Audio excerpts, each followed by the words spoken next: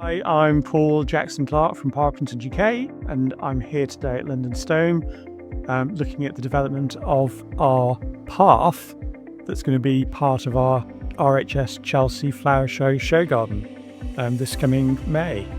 Really excited to be here to watch how the path is cut. We've seen some of it laid out today. We've been talking about some of the specifications, and I'm here today with Arit Anderson, who is our show garden designer. Really great to be working with London Stone on our RHS Chelsea 2026 garden. The team have been so brilliantly efficient.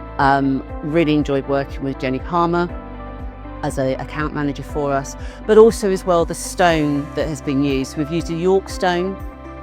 Our path layout is a reasonably simple curve, but from the outset, I've worked really closely with Jenny and the team to make sure that all of the cutting is going to be really precise.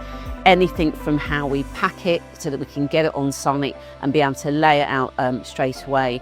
Also as well, really excited to have been able to do our water feature here.